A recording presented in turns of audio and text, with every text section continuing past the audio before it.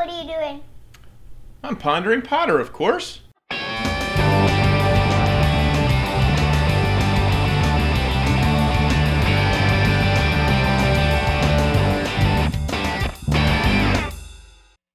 So Malfoy calls Hermione a mudblood, and Ron knows it's a really bad thing. Harry isn't sure what it is, but he's pretty sure it's a bad thing. And then Hermione is really obviously hurt by it. And they don't really find out what it is, at least Harry, until they go see Hagrid. And both of them are, Ron and Harry, are really feeling this is a really bad thing. And you get the sense that there's this prejudice that is been kind of an undercurrent all the time. And Harry immediately takes offense to it and supports Hermione, and thinks Malfoy's a real jerk about it. And so he never has any experience that we can tell up to this stage of prejudice. And so usually when people have such a strong feeling about something, they've either seen it and seen the injustice that is created by it, or they've done a lot of studying and they know it's a bad thing. But Harry kind of immediately thinks this is a really bad thing and wants to treat everyone as equals. And so that's a really great character trait for Harry as the hero. I don't know where he got it from. It's still something I'd like to explore more. Have you ever felt prejudiced? You know what that feels like? Where someone doesn't think you're that good just because of what you look like or where you come from?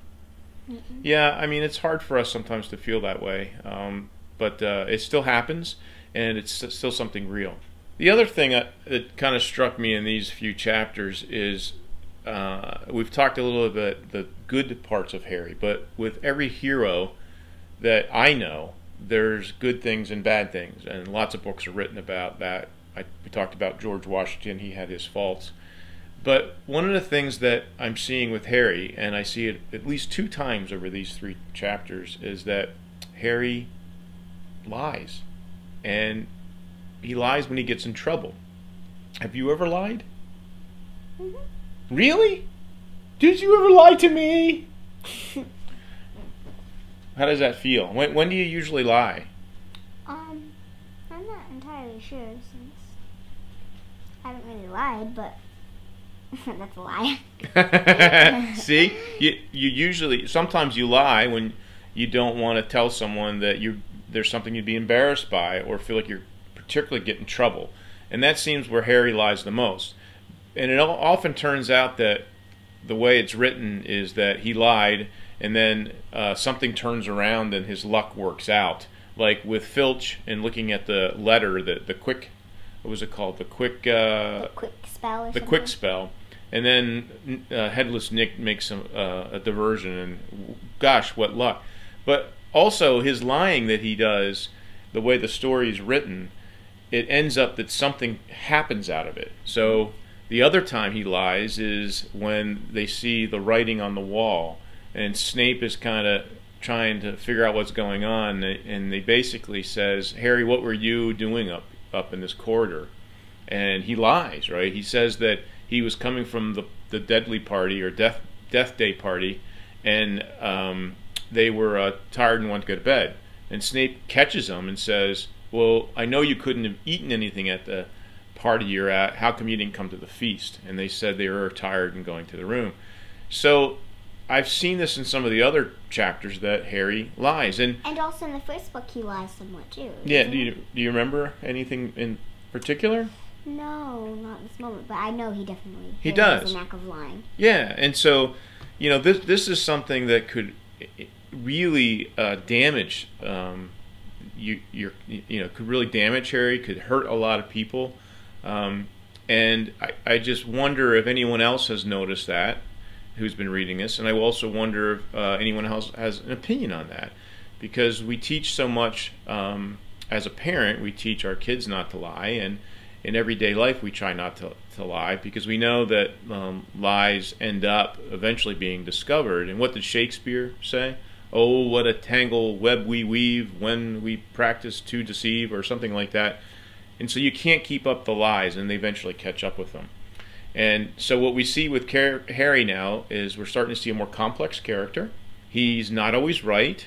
He doesn't always have the best thing in mind. And the thing about his lying, he's awful at it. He's not even good at it. You look at it and you're like, duh, that's the stupidest thing you could ever say. I was tired. But Hermione never lies. But when Hermione's trying to support Harry when she's with him too, she is pretty good at the lying part, isn't she? She's a little better, yeah. I haven't noticed that. Ron's not too great though. Yeah. But I mean, come on, Harry. Did you look at my letter? No. What letter? It's moved 2 feet. You know, come on, Harry. You know, and Snape saying, what were you doing up here? I wasn't hungry and I was tired and I was going to go to bed. Come on. So, you know, you see right through these lies, and you kind of also get this impression of Dumbledore knowing what Harry's going to say almost, and knowing that he's not telling the truth, but he kind of lets it go. But the other thing that's amazing to me is he gets cut a break almost every time, right? He almost never gets in trouble for his lies, and it always leads to something else that makes the story kind of go further. And so I just wonder if there was another way the books could have been written, or is this really a fatal character flaw in Harry that he has to overcome? And so we watch him not only overcome the evil in Voldemort, but we also watch Harry overcome this character trait of lying and maybe some other things, which all heroes have to do. So that's it for this segment this week of Pondering Potter.